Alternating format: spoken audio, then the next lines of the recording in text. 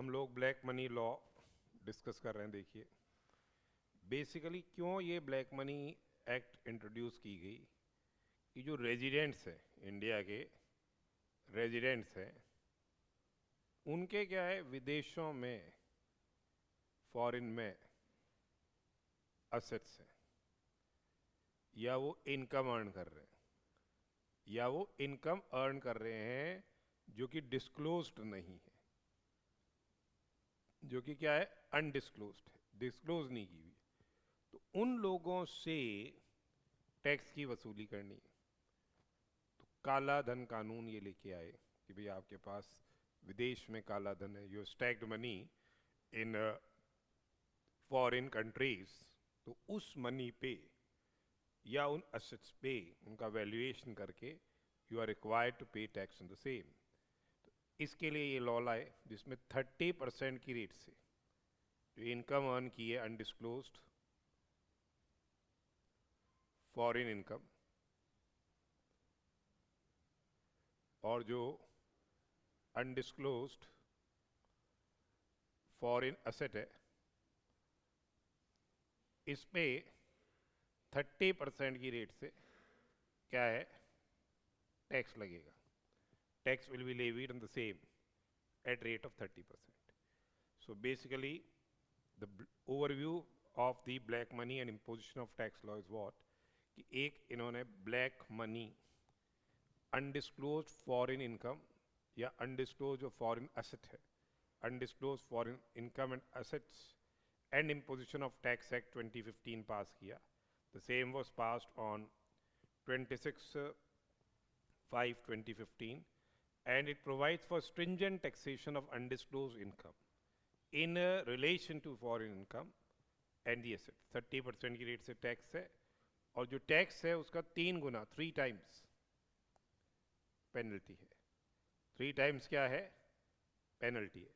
तो black money, undisclosed foreign income and assets and imposition of tax act 2015 was passed on 26/5/2015, provides for stringent taxation of undisclosed income in relation to foreign income and assets।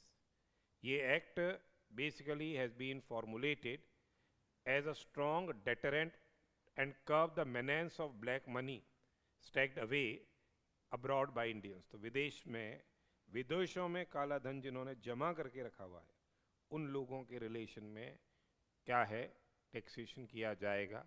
Strong basically tax 30% की rate से और 3 गुना penalty के यहाँ पे provisions है। ये this law has become effective from 2016, assessment year 2016-17, and it extends to से whole of the India. Fundamental चीज़ ये है कि अगर आप यहाँ के रेजिडेंट हो, यहाँ के आप रेजिडेंट हो, और आपकी अगर कोई अनडिस्क्लोज्ड फॉरेन इनकम है जो आपने अर्नड इन प्रीवियस ईयर, या फिर आपके पास कोई अनडिस्क्लोज्ड फॉरेन एसेट है, ये एसेट आपने, ये बेसिक चीज क्या है, एसेट किस समय का मान लिया जाएगा एक्वायर हुआ उस प्रीवियस ईयर का माना जाएगा, in which the AO comes to notice and of the same and gives a notice, and gives notice, इसके लिए नोटिस देता है। सपोज कीजिए आपने श्रीलंका के अंदर एसेट एक्वायर किया, ये आपने 2010 में एक्वायर किया, एओ की नॉलेज में 2023 में आया, एओ की नॉलेज में ये 2023 में आया, नॉलेज में उसकी, तो ये 2023 का एक्विजिशन बेसिकली माना जा रहा है। अब ये जो असेट है, ये जो असेट है, इसका जो वैल्यूएशन होगा, इसका वैल्यूएशन होगा 23 में, पर जब एसेट एक्वायर किया था 2010 में, 2010 के अंदर ये एसेट एक्वायर किया था, जब एसेट एक्वायर किया था तब वो व्यक्ति क्या होना चाहिए,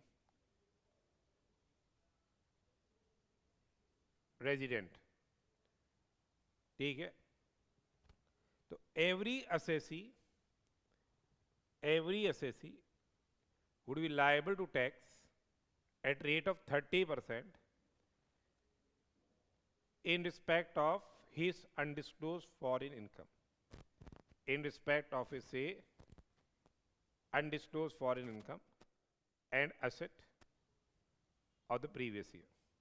So every assessee would be liable to tax at rate of 30% in respect of undisclosed income, undisclosed foreign income and assets of the previous year. However, an undisclosed asset located outside India shall be charged to tax on its value in the previous year in which such asset comes to the notice of the AO. जब वो asset उसके knowledge में आया, उसके notice में आया, वो asset उस previous year में उसकी जो value है वो taxable होगी। जैसा मैंने बताया 2010 में asset खरीदा था, पर 2023 में previous year 2023 previous year के अंदर previous year 23-24 में अगर AO की knowledge में आया, जिसको notice दिया गया, तो फिर उस केस के अंदर वो asset 2023-24 में उस पर टैक्स लग जाएगा एट रेट ऑफ 30%। बेसिक चीज क्या बोल रहे हैं हम, every assessee would be liable to pay tax at rate of 30% in respect of undisclosed foreign income and assets of the previous year. Undisclosed foreign income and assets of the previous year. However, undisclosed asset located outside India. However, an undisclosed asset located outside India shall be charged to tax on its value in the previous year in which the asset comes to the notice of the AO. जब ये asset उसकी notice में आ रहा है. Now, what do we mean by undisclosed foreign income and asset? Undisclosed foreign income और asset के बारे में मतलब क्या basically what is the meaning? अब देखिए, वो income जो आपने earn करी from source located outside India. Source of income क्या है आपका?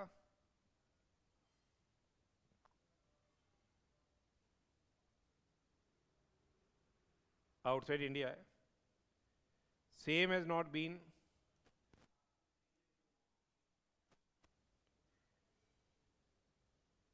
disclosed. ठीक है.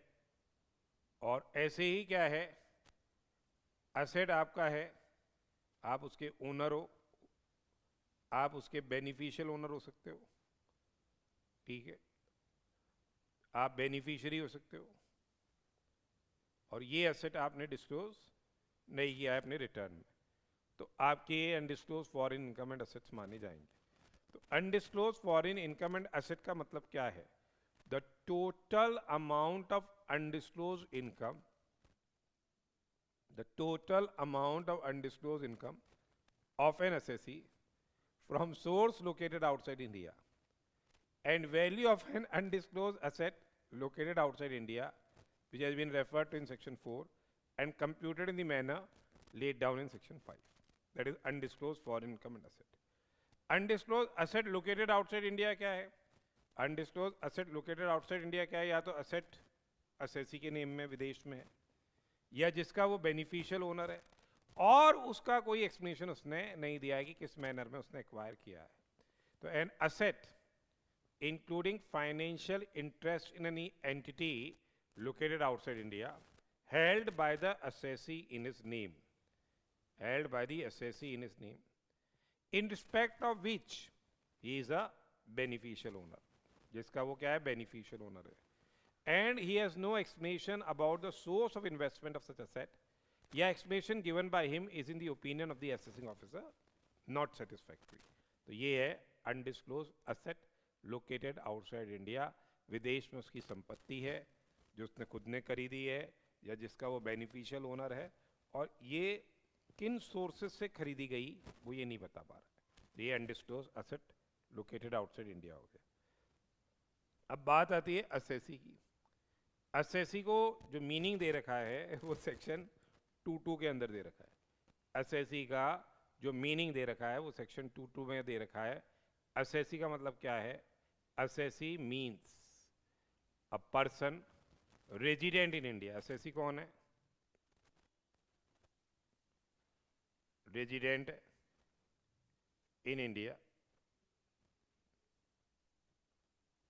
रेजिडेंट इन इंडिया, ठीक है, in the previous year.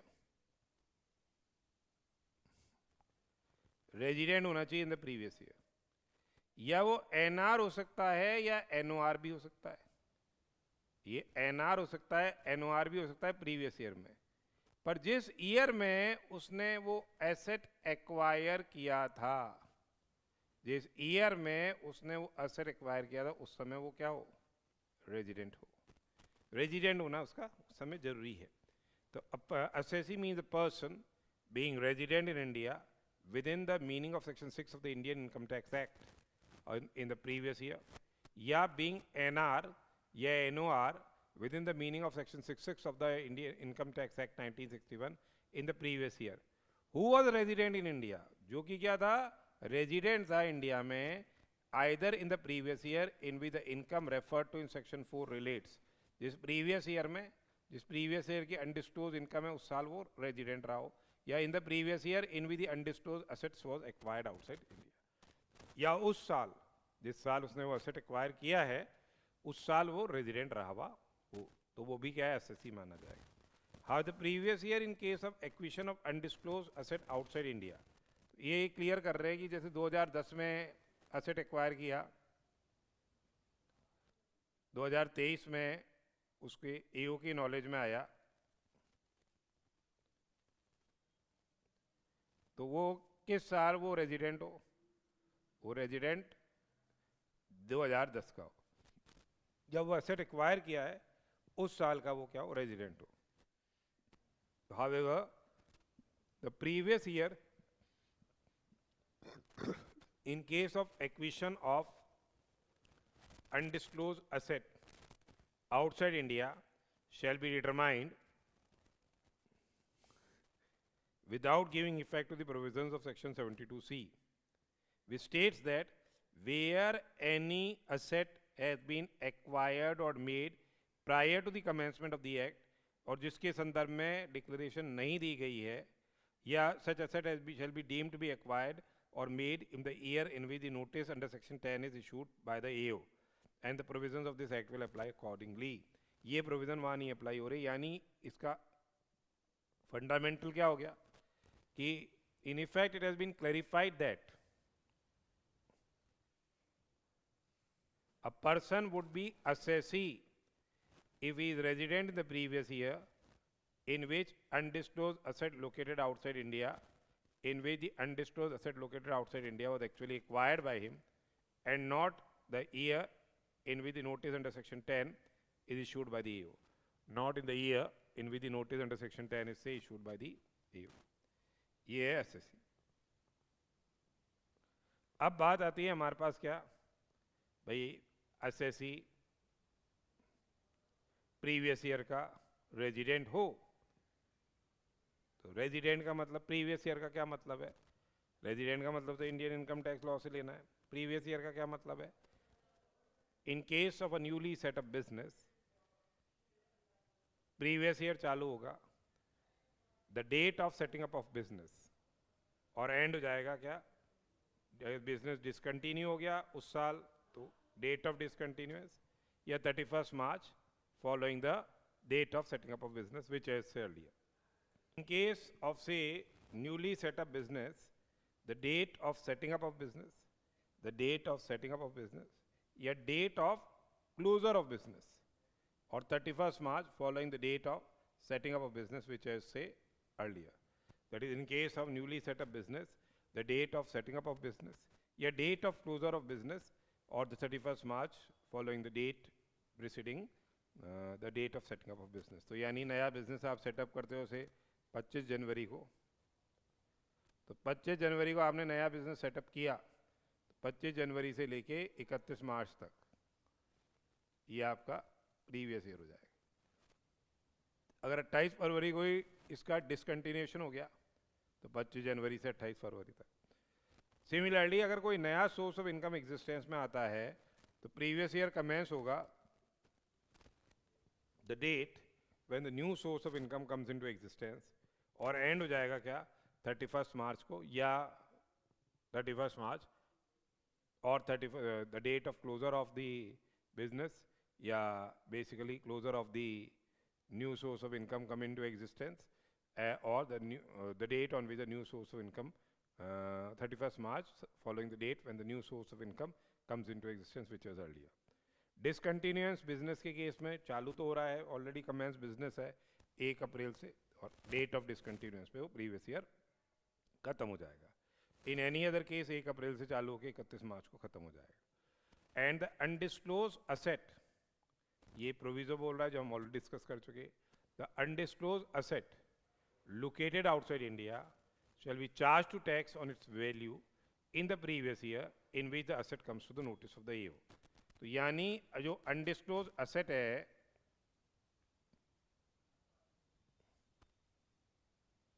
ये टैक्सेबल होगा in the previous year in which it comes to notice of AO.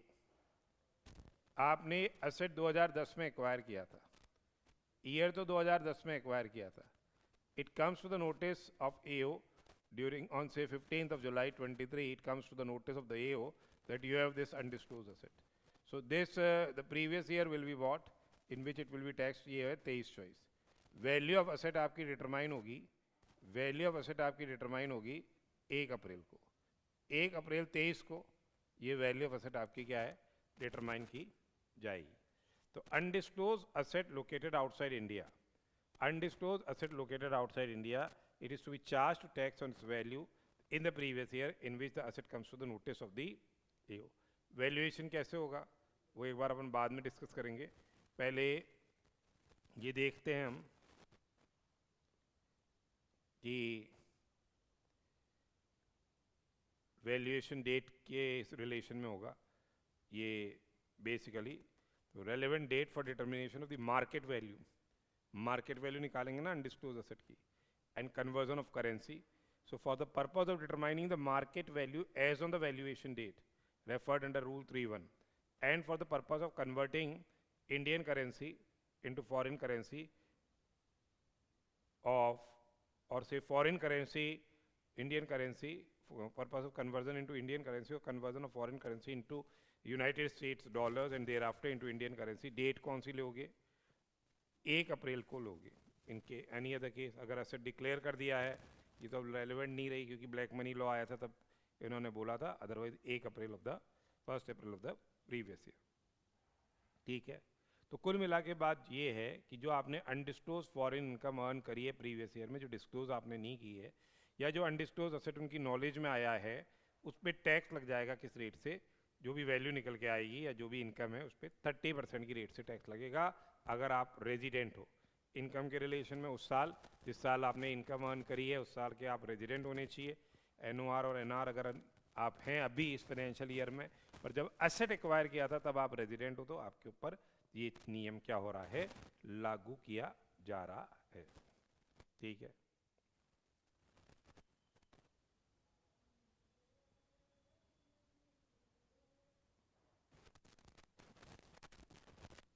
अब ये वैल्यूएशन की बात करते हैं अपन. भाई अपन कह रहे थे कि भाई अनडिस्क्लोज इनकम है और या असेट है, तो असेट की जो अनडिस्क्लोज फॉरेन असेट है उसकी वैल्यू पे टैक्स लगेगा. तो जो fair market value of asset है, FMV of the asset,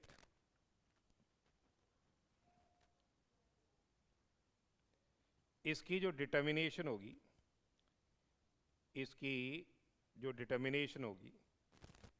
will be in accordance with the rules.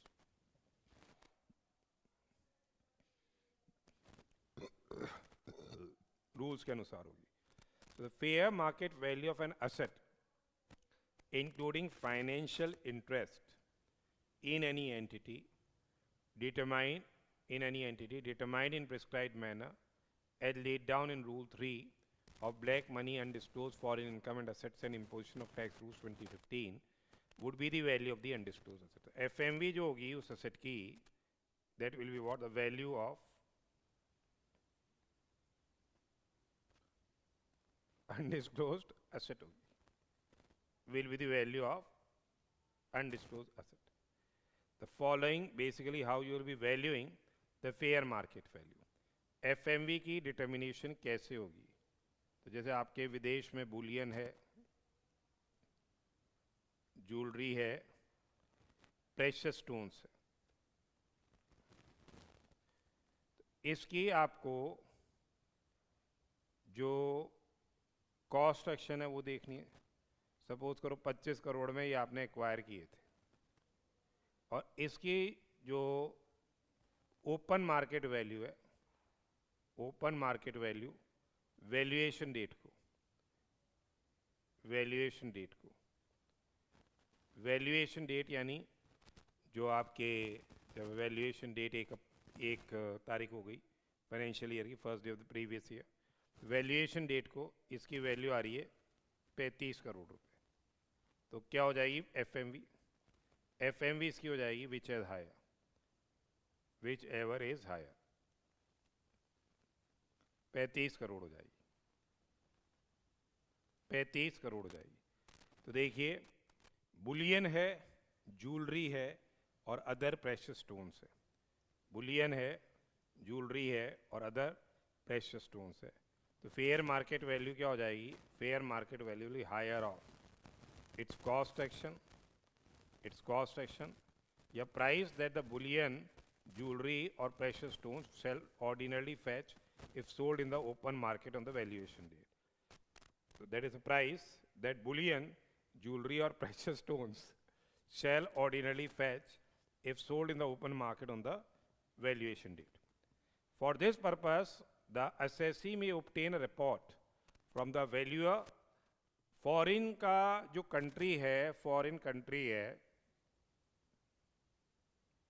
उनमें वहाँ जो रजिस्टर्ड वैल्यूअर है उनसे आप रिपोर्ट ले लीजिए। वो रिपोर्ट ले लेगा उनसे कि ये इतने वैल्यू के एसेट्स हैं। फॉर दिस पर्पज एसएससी में obtain a report from the valuer recognized by the government of a country or a specified territory, government of a country or say specified territory outside India or any of its agencies for the purpose of valuation of bullion, jewelry or the precious stone under any regulation or law. फिर बात आती है यही चीज़ archaeological collections हैं, drawings हैं, paintings है, sculptures है और एनी वर्क ऑफ आर्ट।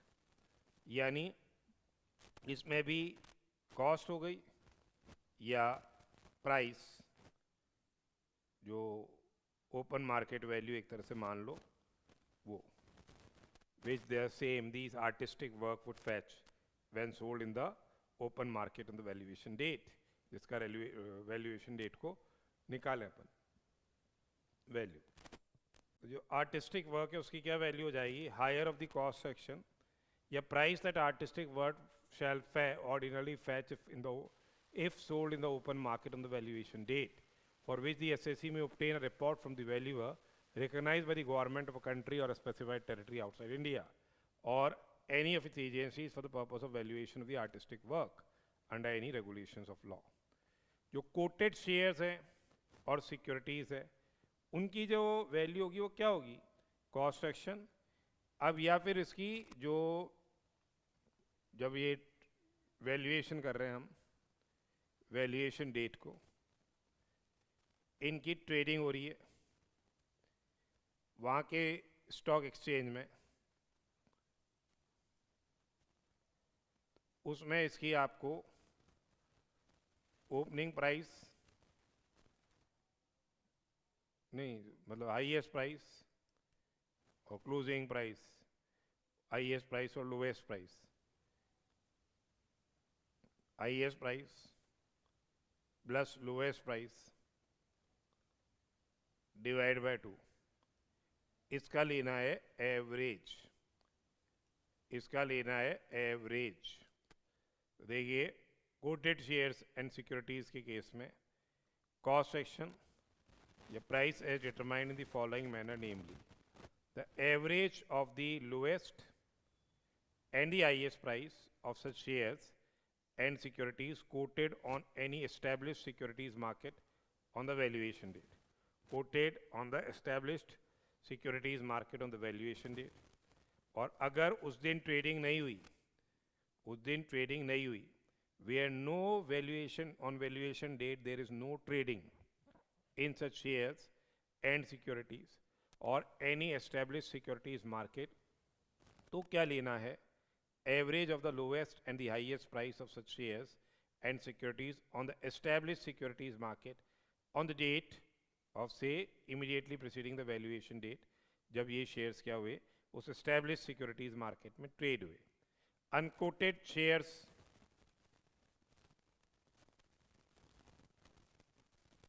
में तो आपको वैल्यू निकालनी है, एक तो कॉस्ट आई गई, या फिर वही करो आप, assets minus liabilities divided by paid up share capital into paid value per share. कितनी आ रही है? तो ये एक तरह से सपोज करो 25 करोड़ के एसेट है, 5 करोड़ की लायबिलिटी है, 10 lakh paid up share capital है, डिवाइड बाय मतलब से face paid up value per share 10 है, 1 लाख शेयर हो गए, तो 1 लाख शेयर की वैल्यू आ जाएगी, पर शेयर वैल्यू आ जाएगी फिर आपकी.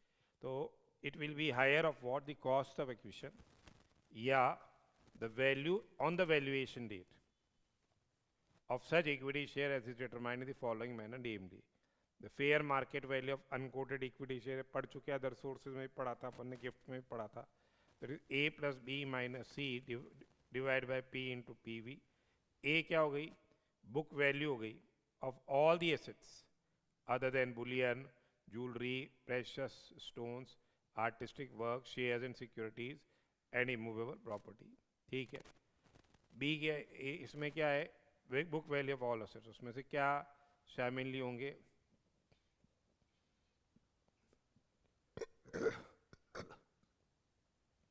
एडवांस टैक्स अगर आपने दिया है असेट साइड में, वो असेट नहीं है, पर refund under income tax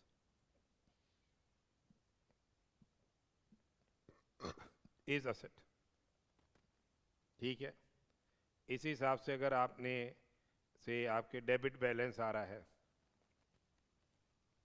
in P and L account of P and L account in balance sheet, या आपके deferred revenue expenditure, that won't be regarded as an asset. Okay. जो bullion है, jewellery है, precious stones है, artistic work है, shares है, securities है, immoral property है, उसकी वैल्यू जो ऊपर नियम पड़े उसके अनुसार निकाली जाएगी. एल में यानी बुक वैल्यू ऑफ लायबिलिटीज़ है, पूरी जो लायबिलिटीज़ हैं वो ले ली, पर उसमें पेड अप शेयर कैपिटल नहीं आ रही.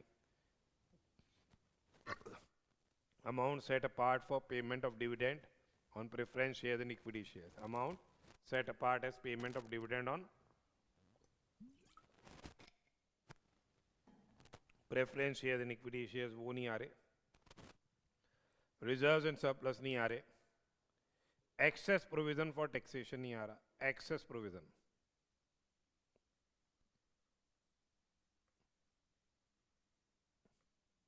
ठीक है, पर ये ध्यान में रखिएगा रिजर्व्स एंड सरप्लस में डेप्रिसिएशन रिजर्व ये लायबिलिटी है, will be regarded as liability.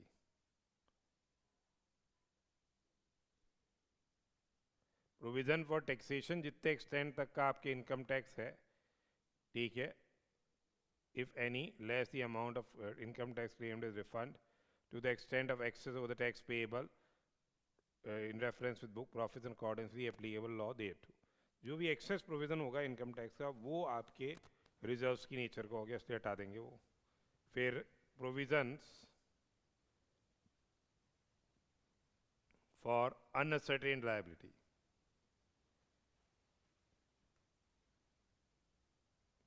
Provision अगर आपने बना रखा है for uncertain liabilities that is also in the nature of reserve, वो भी हट जाएगा. Same is in the nature of reserve, इसको भी आप हटा देना.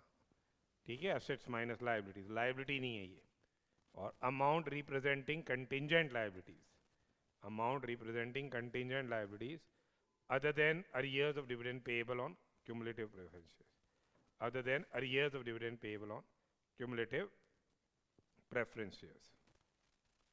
ठीक है, अब ये आगे बोलते हैं, देखो पी अपन ने बता ही दिया, total amount of paid up equity share capital as shown in the balance sheet. PV क्या है? Paid up value of equity shares. PV क्या है? Paid up value of equity shares.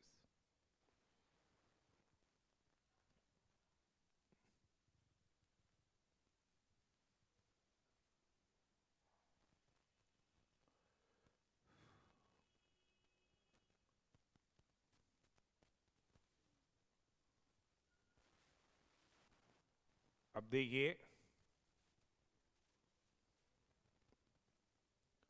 unquoted equity, unquoted shares and securities, unquoted share and other security other than equity share in the company, other than equity share in the company, इसके लिए क्या हो जाएगी?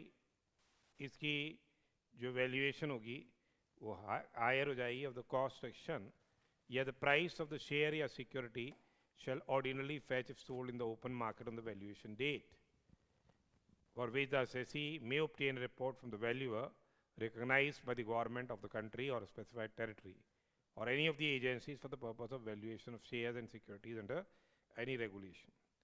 Immovable property में the cost section हो गई या price, the property shall ordinarily fetch if sold in the open market on the valuation date, जिसके लिए ये रिपोर्ट ली जाएगी. बैंक अकाउंट के अंदर, अगर आपके बैंक के अंदर कोई अकाउंट है तो उसमें कैसे आपको वैल्यू लेनी है? जो भी टोटल आपके डिपॉजिट्स हैं, टोटल जितने भी डिपॉजिट किए गए हैं फ्रॉम द डेट ऑफ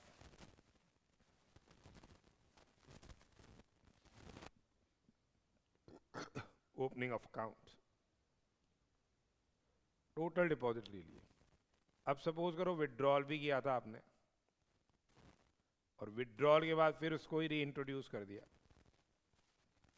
तो ये डबल एडिशन हो जाएगा. तो अगर सपोज करो 10 करोड़ रुपए का विड्रॉल करके फिर ही उस खाते में 12 करोड़ जमा कराए, तो एडिशनल कितने जमा कराए? एडिशनल कितने जमा कराए? 2 करोड़ का ना. तो वो जो पीक क्रेडिट थ्योरी पढ़ी थी आपने पहले, वैसे ही यहाँ पे मैक्सिमम आउटस्टैंडिंग बैलेंस है वो अपने को देखना है एक तरह से. तो sum of all the deposits made in the account with the bank since the date of opening of the account, where a declaration of such account has been made under chapter 6 and the value of the account is computed under sub clause 1 has been charge to tax and penalty under that chapter, the sum of all the deposits made in the account with the bank since the date of declaration. अगर आपके पहले आपने उस account को declare कर दिया और उसके बाद फिर और फर्दर आपने उसमें डिपॉजिट कराया है और वो डिस्क्लोज नहीं है, वो डिपॉजिट्स कंसिडर कर लेंगे.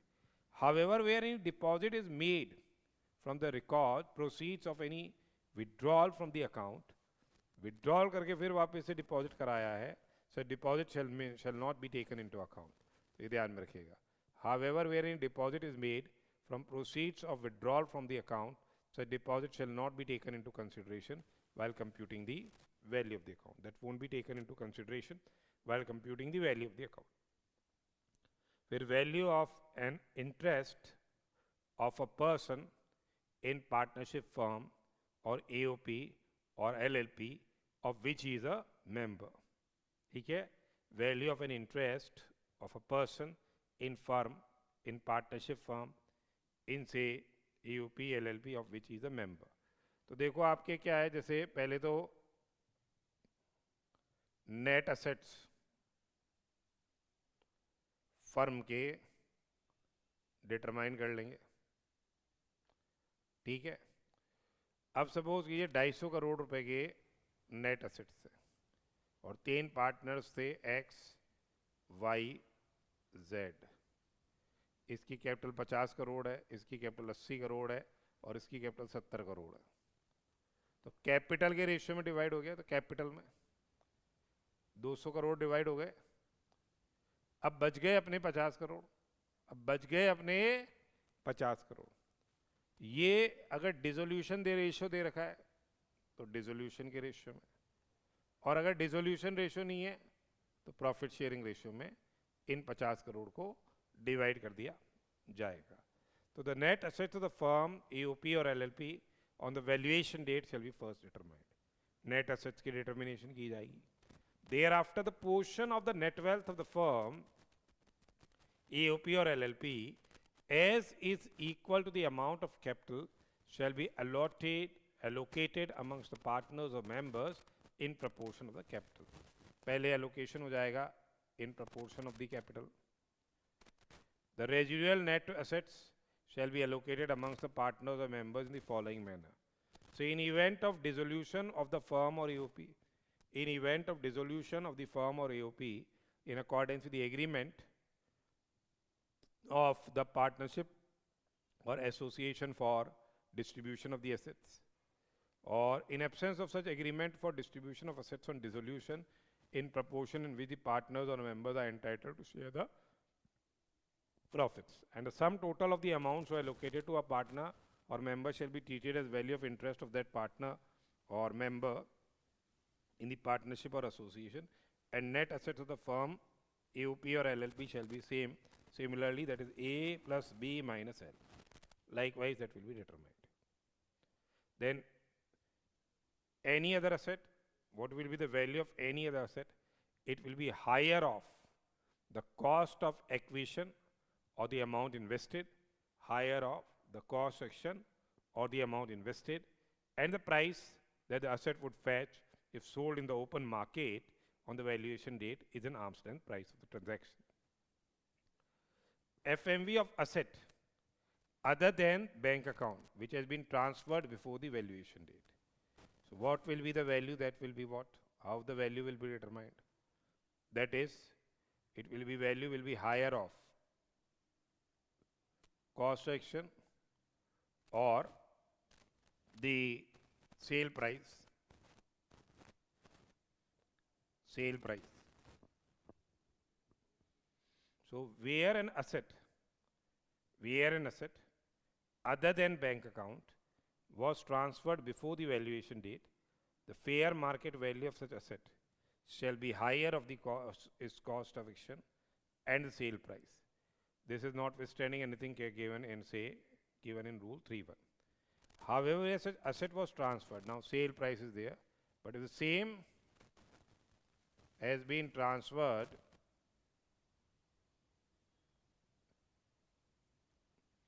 without adequate consideration. The same has been transferred without adequate consideration for no consideration. No consideration has been received. Then what will happen? The FMV of the asset shall be higher of the cost section, and FMV, here we have to determine the fair market value. FMV we have to determine on the date of transfer. We have to determine what? The fair market value on the date of, say, transfer. So, however, where such asset has been transferred without consideration or for inadequate consideration before the valuation date, the fair market value of this asset shall be higher of the cost section and FMV on the date of transfer, and say FMV on the date of transfer. Okay. FMV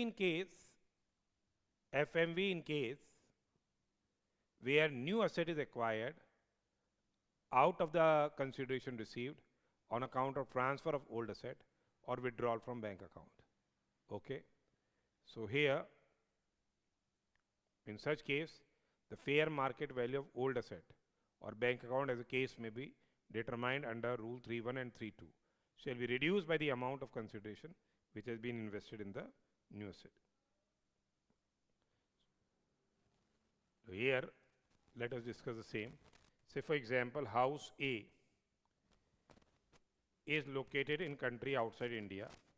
Same was bought in 1995. The cost section was 15 lakhs and it was sold for 2000 in 2000 for 22 lakhs.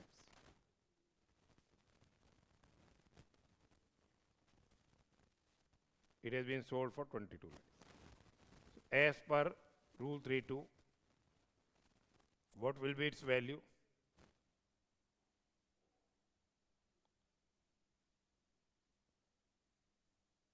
Value will be 22 lakhs. Okay. Now this amount was deposited in the bank account in that country in year 2001. It has been deposited in the bank account. And another house B was purchased for 35 lakhs. Now house B has been purchased for 35 lakhs. And investment in house B was made through withdrawal from bank account in the foreign country. Now this has been deposited in bank account. Same has been deposited in bank account. Now they say that new asset has been purchased for 35 lakhs. Okay, from withdrawal from bank account. House B has not been transferred before the valuation date. Value of house B is 48 lakhs. Value of house B is 48 lakhs. Now relating to the asset, this asset sold. Value we have taken, how much? 22 lakhs. Minus this much amount of 22 lakhs has been, say, deposited in bank account. In bank account. So that will be okay. Now they say that assuming that the value of foreign bank account computed as per rule 3.1 is 60 lakhs. 60 lakh is the value in foreign bank account. We have taken that. Then they say that they have, from this sale proceeds have been utilized for purchase of house B. So how much sale proceeds have been utilized for purchase of house B? House B was purchased from this bank, so this will be reduced. It will be now 25 lakhs. And what is the value of house B? Value will be what? 35 lakhs. That is the cost, or 48 lakhs, which is higher. It will be 48 lakhs.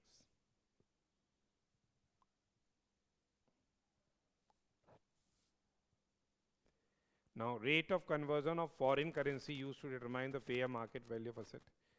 So, the fair market value of asset determined in currency, which is one of the permitted currency designated by RBI under FEMA, the same is to be converted into Indian currency. RBI reference rate will be taken for conversion of foreign currency into Indian currency, on valuation date. There is a fair market value. The fair market value of an asset determined in currency, in a currency which is one of the permitted currencies designated by RBI under foreign exchange management regulations, has to be converted into Indian currency as per reference rate of the RBI on the date of valuation. Where fair market value of an asset is determined in currency other than one of the permitted currencies designated by RBI, so we have to first convert the same into US dollars on the valuation date as per the rates specified by the central bank of that country or jurisdiction, and then US dollars will be converted into what? The Indian currency, okay, So first of all, that foreign currency will be converted into USD, and USD will be converted into INR.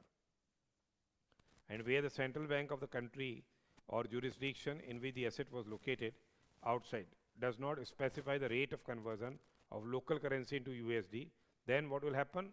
तब क्या होगा उस case के अंदर? Then such rate shall be as one specified by the other bank regulated under the laws of the country or jurisdiction.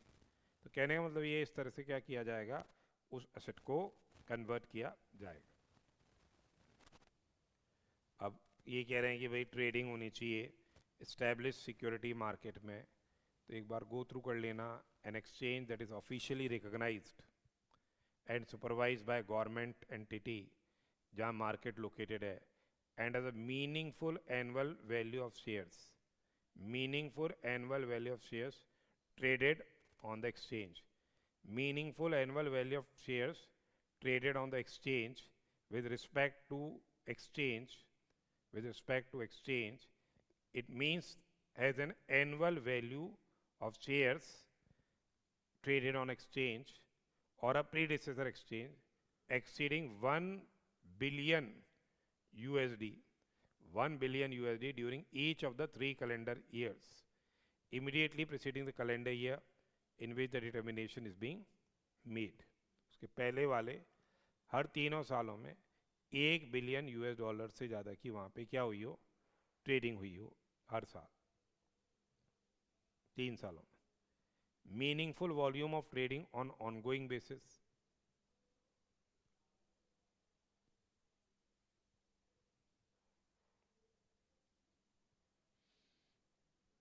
तो with respect to each class of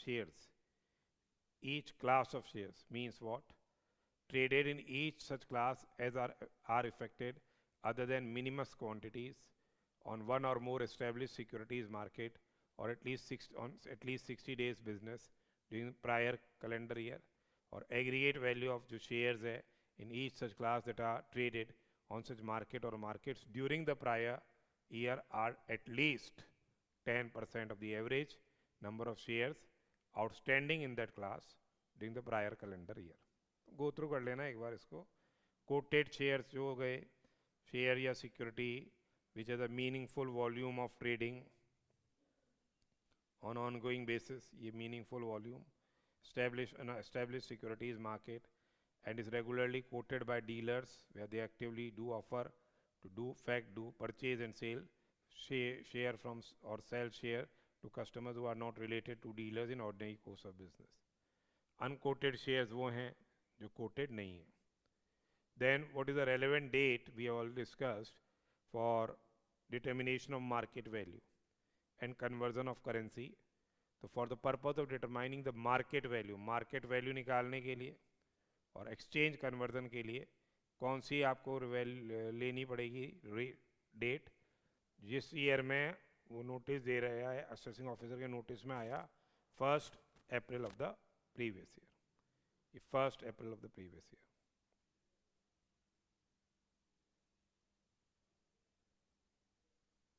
ठीक है, ये भी यहीं कर लेते हैं अपन. क्या रहेगा scope of total undisclosed foreign income and assets, scope of total undisclosed income and foreign assets, section 4 बोल रहा है. अगर आपने return of income has not been furnished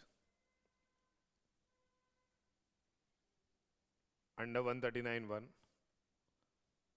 या 139(4) या 139(5) में रिवाइज रिटर्न आपने फर्निश नहीं किया है, इनकम है from source located outside India,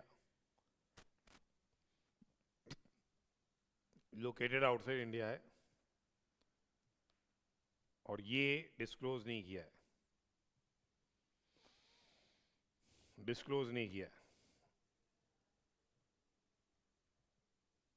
ठीक है, अनडिस्क्लोज्ड है,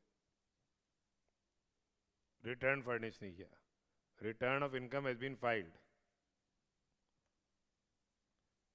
return of income has been filed, और ये आपने disclosure has not been made, इसका डिस्क्लोजर नहीं है।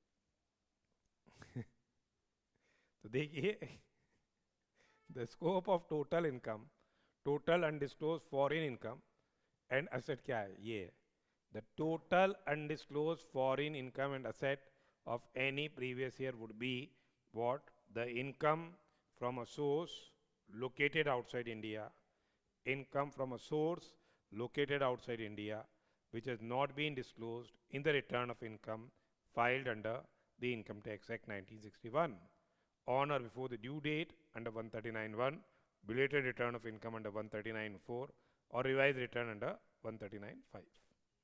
ठीक है, या income from a source located outside India in respect of which return is required to be filed under 139 of the Income Tax Act, but return या belated return या revised return furnish नहीं किया है।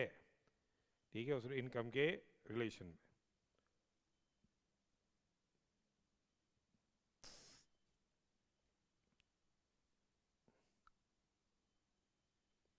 रिटर्न ही नहीं furnish किया, या value of asset has not been, value of asset, any asset, undisclosed asset outside India।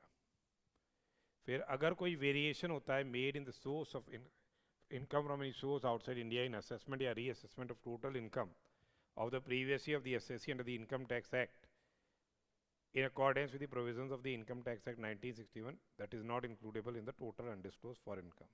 इसको include नहीं करेंगे in the total undisclosed foreign income।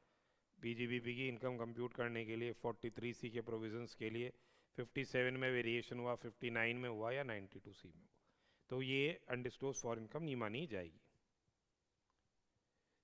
अगर कोई इनकम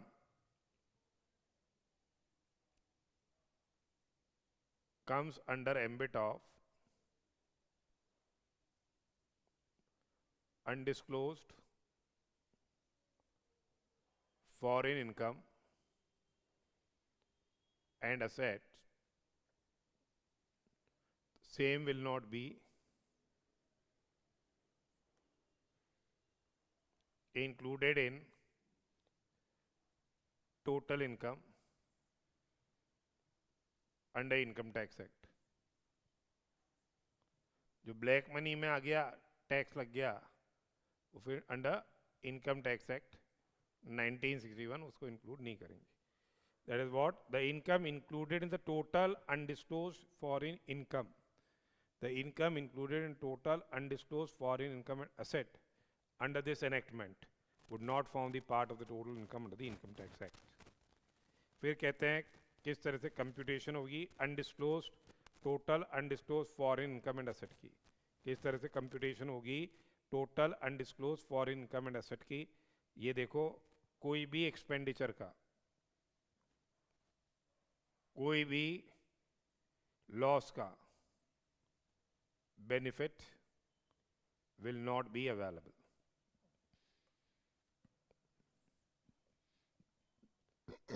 तो देखिए, no deduction in respect of expenditure allowance, no deduction in respect of expenditure allowance or set off of any loss would be allowed, or set off of any loss would be allowed in computing the total undisclosed foreign income and assets of any previous year of the assessee, irrespective whether the same is allowable under the Income Tax Act 1961। अब क्या permissible deductions रहेंगे, ठीक है, from value of undisclosed asset located outside India. तो अगर आपकी कोई income है जिसमें टैक्स लग गया अंडर ब्लैक मनी, और इस इनकम से ये आपने एसेट एक्वायर किया, ठीक है, ब्लैक मनी हो गया या prior to black money income tax act में, और उससे आपने क्या है, एसेट क्या है, एक्वायर किया है।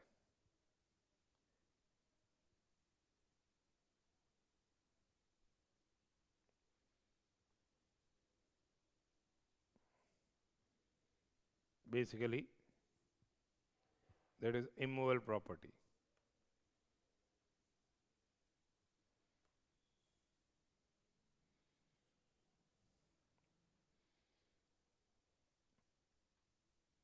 तो देखिए, from the value of undisclosed asset located outside India, from the value of undisclosed asset located outside India, any income which has been so far been assessed to tax for any assessment year under the Income Tax Act 1961 prior to the assessment year to which the act applies, या any income which is assessable or has been assessed to tax for any assessment year under this act will be say reduced. ठीक है, तो जो भी asset है उसमें से ये जो इनकम असेस हो रही है बाद में, मतलब वो क्या हो जाएगी, रिड्यूस हो जाएगी.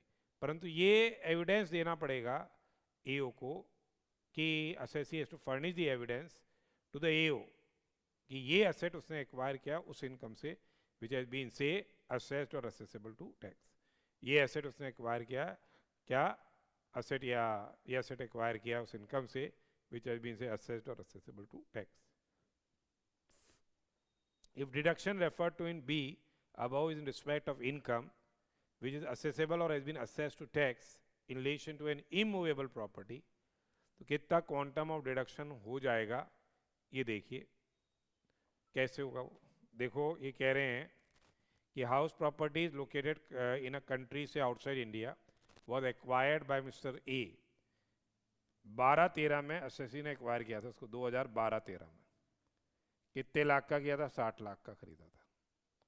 कॉस्ट सेक्शन है. फेयर मार्केट वैल्यू जो आ रही है वैल्यूएशन डेट को, वैल्यूएशन डेट को उसकी फेयर मार्केट वैल्यू 120 लाख की. तो ये 60 लाख का जो इक्वेशन था उसमें से क्या था, 35 लाख रुपए की इनकम पे ही has been assessed to tax. इस पे इससे इक्वेशन किया गया 35 लाख की. तो अब देखो भैया, भाई हम 120 लाख ले रहे हैं. जब अपन ने कितना लोन, मतलब कितनी इनकम से, पुरानी इनकम से मान लिया जाएगा, वैसे 35 लाख का डिडक्शन मिलता. 60 लाख में कितने का डिडक्शन मिल जाता, 35 लाख पे. तो 120 लाख में कितने का डिडक्शन मिल जाएगा, 70 लाख का डिडक्शन मिल जाएगा. यानी कितनी वैल्यू ऑफ एसेट इंक्लूड होगी, अब वैल्यू ऑफ एसेट कितनी इंक्लूड होगी, 120 लाख माइनस 70 लाख यानी 50 लाख रुपए की वैल्यू इंक्लूड होगी. ये चीज बोल रहा है. हाउस प्रॉपर्टी से located in a country outside India was acquired by mister A N assessee in previous year 12-13 for rupees 60 lakhs. Out of investment of 60 lakh, 35 lakh was assessed to tax in the total income previous year 12-13 and earlier years. ठीक है. Such undisclosed asset comes to the notice of AO in 23 choice. The value of house property in 23 choice is 120 lakh. The amount chargeable to tax will be what, x minus y is equal to z. तो 120 लाख में 70 लाख घटा दो, ये आ जाएगा 50 लाख रुपए. तो ये अभी अपन ने किया है.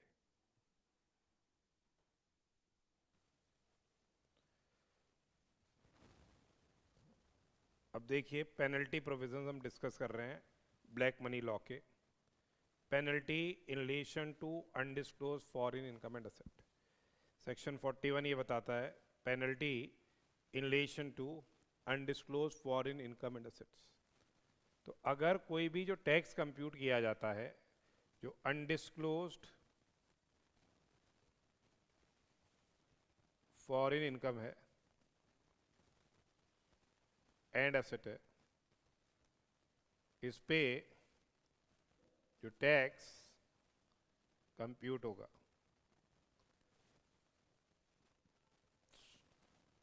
30% की रेट से होगा, 30% की रेट से होगा.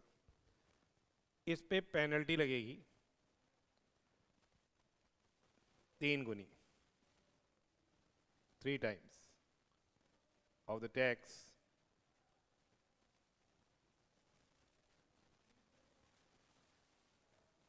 so computed. In case where tax has been computed in respect of undisclosed foreign income and asset, The AO may direct the assessee. The AO may direct the assessee to pay by way of penalty,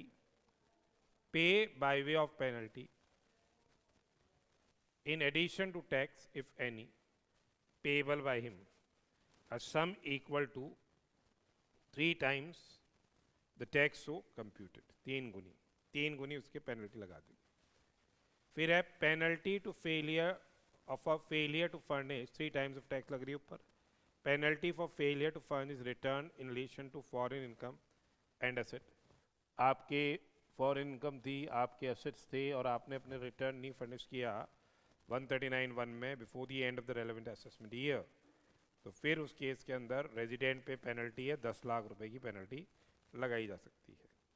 ठीक है.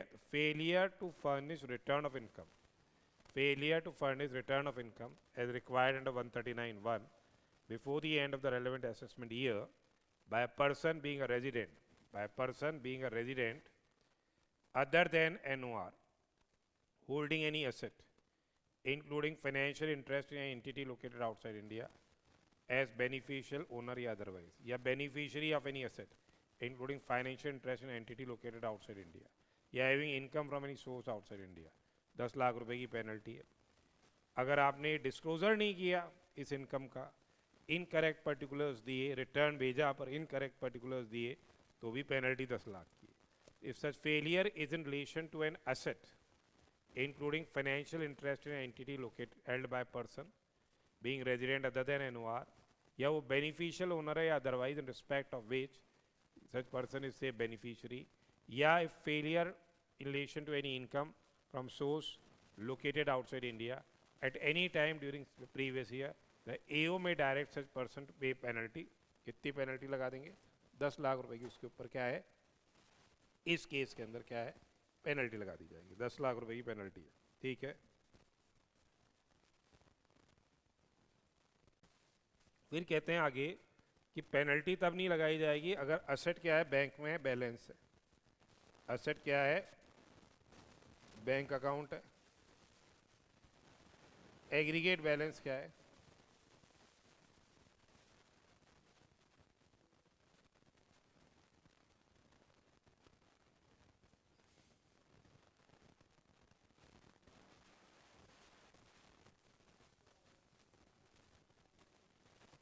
such penalty under 42 and 43 would however not apply in respect of asset being one or more bank account having an aggregate balance which does not exceed the value equivalent to rupees 5 lakhs at any time during the previous year. ठीक है.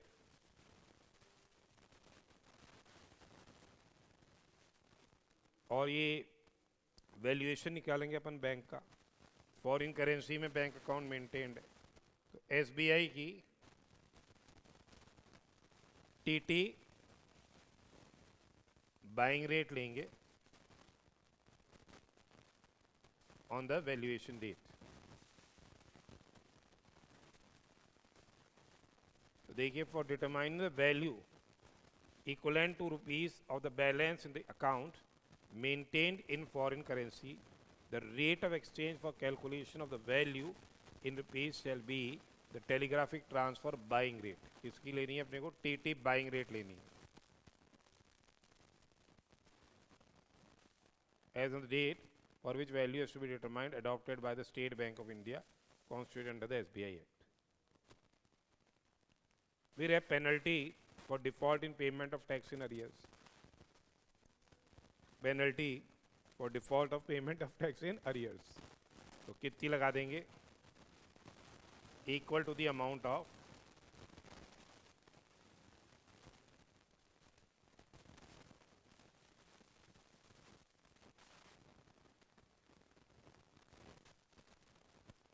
penalty will be equal to the amount of tax in arrears is leviable. Penalty equal to the amount of tax in arrears is leviable in case of an assessee in default or assessee deemed to be in default in making payment of tax, and in case of continuing default by such assessee. An assessee shall not cease to be liable to penalty merely by reason of the fact that before levy of penalty he has paid tax. Penalty तब भी लगेगी. उसके अलावा जैसे अपने failure to answer questions,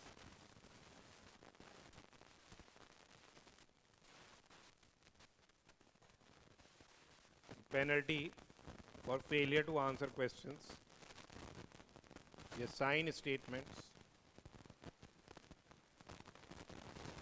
produce accounts, summons etc. Summons को comply नहीं किया तो 50,000 रुपये से लेके 2 लाख रुपए तक पेनल्टी लगाई जा सकती है। Penalty of sum not less than 50,000 but extending 2 lakh would be attracted in case person liable to penalty has without reasonable cause failed to answer the questions put to him by the tax authority, sign statements made by him in course of any proceedings under the act for which tax may legally require him to sign, and attend or produce or cause to produce any accounts or documents at place if he is required to attend or to give evidence or produce books of accounts and documents. ये जो penalty impose की जाएगी, अगर ये income tax officer penalty लगा रहा है, ठीक है, 1 लाख रुपए तक की 1 लाख से ज़्यादा की पेनल्टी है तो प्रायर अप्रूवल जॉइंट कमिश्नर की लगेगी, और एसी और डीसी लगा रहे हैं और 5 लाख से ज़्यादा की पेनल्टी है, प्रायर अप्रूवल जॉइंट कमिश्नर की रहेगी। तो prior approval of joint commissioner will be required अगर पेनल्टी एक्सीड करती है किससे, 1 लाख से।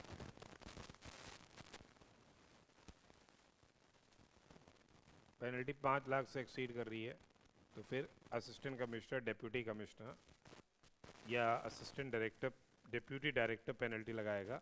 तो प्रायर अप्रूवल किसकी रहेगी, उस केस के अंदर प्रायर अप्रूवल जॉइंट कमिश्नर की रहेगी।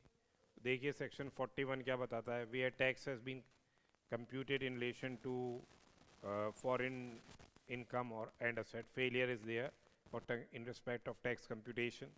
तो फिर 3 टाइम्स ऑफ टैक्स की क्या है, पेनल्टी लगाई जाएगी।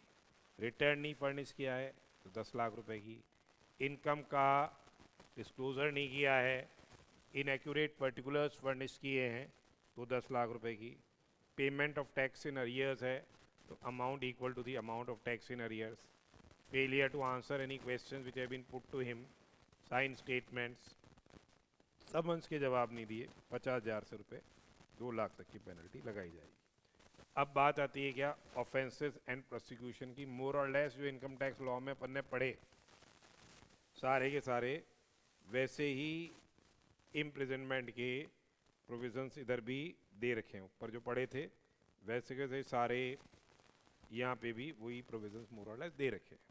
तो देखिए ऑफेंसेस एंड प्रोसिक्यूशन में सेक्शन 48 बता रहा है कि भले ही से दूसरी लॉ के अंदर, ठीक है, आपके पेनल्टी लग रही है, प्रोसिक्यूशन हो रहा है, इससे हमको कोई मतलब नहीं है। The provisions relating to offences and prosecution, जो प्रोविजंस है relating to what, offences and prosecution contained in chapter 5 are in addition to and in not in derogation of the provisions of any other law providing for prosecution for offences thereunder. Further, the provisions of chapter 5 be independent of any order under this act that may be made or has not been made or any other person. Also, it shall not be defense that the order has not been made on account of time limitation or for any other reason. तो ये कोई defence नहीं होगा कि time limitation निकल चुकी है, आपने प्रोविज़न नहीं। तो देखिए penalty basically is for what, punishment is for failure to furnish return in relation to foreign income and asset। तो एक तो पेनल्टी लगा दी 10 लाख की, और एक प्रोसिक्यूशन की प्रोसीडिंग्स होगी, इम्प्रिजनमेंट हो जाएगा 7 years एंड विथ फाइन का, जैसे 276C है, CC है वैसे ही 6 महीने से लेके 7 साल का। तो willful failure to furnish the return required to be furnished under 139(1). Willful failure to furnish the return required to be furnished under 139(1) of the Income Tax Act in due time by any person being resident other than NOR who at any time during the previous year held any asset including say financial interest in entity located outside India, या beneficial owner है, registered owner है, या beneficiary है, या जिसके पास income है from any source outside India, जिसको return भेजना था उसे return नहीं भेजा है, would be punishable with a irregular imprisonment for a term which may extend to from 6 months to 7 years and with fine. परंतु ये जैसे वहाँ भी लिखा हुआ है 276 CC में prosecution proceedings would not be attracted. Prosecution proceedings would not be attracted यदि आपने क्या है रिटर्न भेज दिया है. कब तक भेज दिया है? Before the expiry of the assessment year.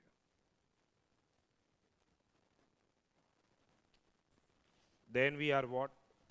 Penalty for failure to furnish the information about an asset located outside India in the return of income. तो कहने का मतलब क्या है? If such failure is in relation to asset, including financial interest in entity held by a person being resident other than NOR as a beneficial owner or otherwise, or in respect of which he is a beneficiary, या failure in relation to any income from source outside India at any time during the previous year, he will be what? Willfully is not disclosing the same, he will be liable to punishment, rigorous imprisonment होएगा उसका, जो 6 महीने से लेके 7 साल तक होगा और with fine. फिर है punishment for willful attempt. It is willful attempt to evade tax या evade payment of tax.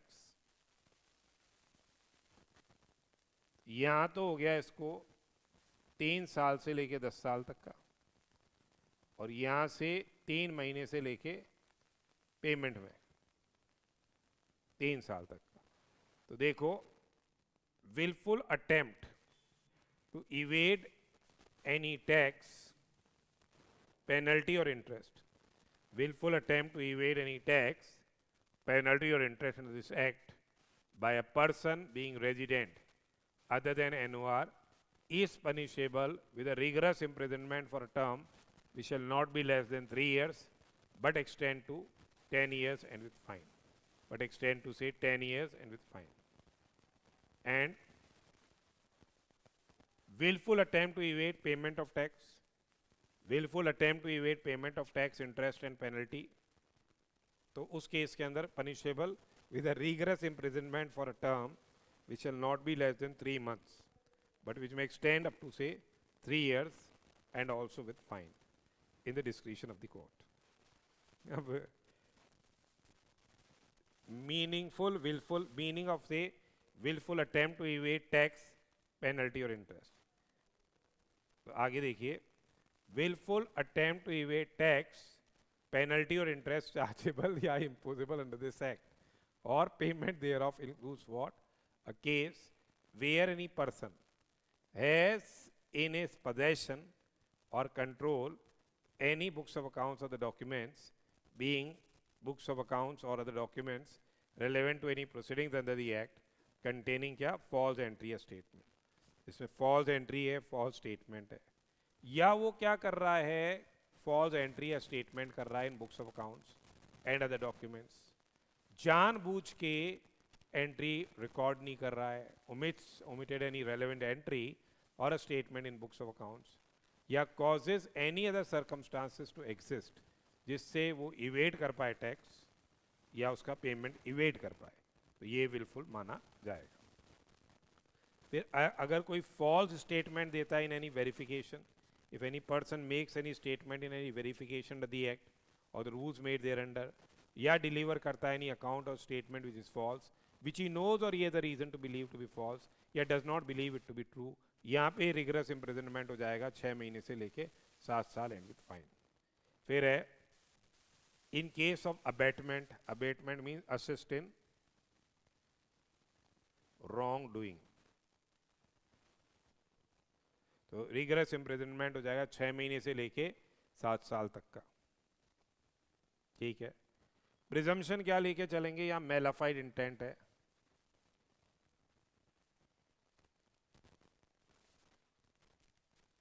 Guilty mind है, कल्पेबल मेंटल स्टेट है, आपका इंटेंशन था, आपका मोटिव था, आपका बिलीफ था, ये कार्य गलत है, फिर भी आपने वो किया, प्रिजम्पशन लेके चलेंगे कल्पेबल मेंटल स्टेट का, सभी एक्ट में होता है. तो in any prosecution for an offence under this act which requires culpable mental state on the part of the accused, the court shall presume the existence of such mental state. Court shall presume the existence of such mental state, and it shall be for the defense to prove that he had no such mental state with respect to the act charged as an offense in that prosecution. Basically, और ये अगर ये prove करना है तो beyond doubt prove करना पड़ेगा, not merely on preponderance of probability. जो भी प्रोसिक्यूशन की प्रोसीडिंग्स होंगी उसके लिए प्रीवियस सैंक्शन रहेगी प्रिंसिपल कमिश्नर या कमिश्नर की या कमिश्नर अपील्स की, और CCIT या PCCIT या PDGIT और DGIT ये इसके संदर्भ में इंस्ट्रक्शंस जारी कर सकते हैं. ये हर जगह का कॉमन सेक्शन है, ऑफेंसेस बाय कंपनीज. तो अगर किसी कंपनी ने ऑफेंस किया है तो एक तो every person in charge of the offence shall be deemed to be guilty of the offense and shall be liable to be punished. ठीक है. और डायरेक्टर है, मैनेजर है, सेक्रेटरी है या अदर ऑफिसर है, वो भी लायबल होंगे if they are deemed.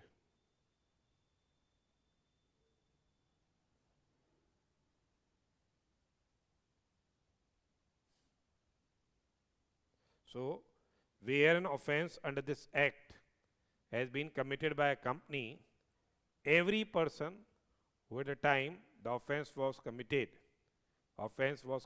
was in charge of, or responsible to the company for the conduct of the business of the company, as well as the company shall be deemed to be guilty of the offense and will be liable to be punished accordingly. ठीक है. अगर ये person prove कर देता है the offense was committed without his knowledge या he has exercised due diligence in preventing the commission of the offense, तब वो लायबल नहीं होगा.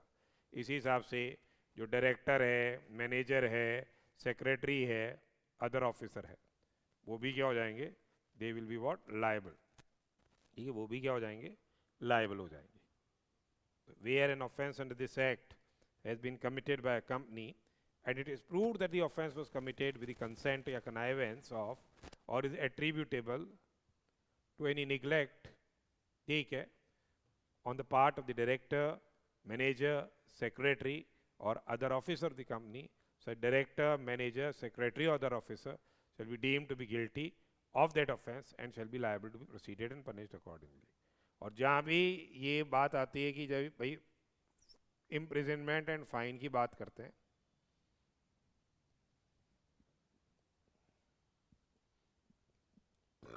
फाइन तो कंपनी पे लगा दोगे, इम्प्रिजनमेंट उसके ऑफिसर का होगा. So where an offense under this act has been committed by a company and it is proved that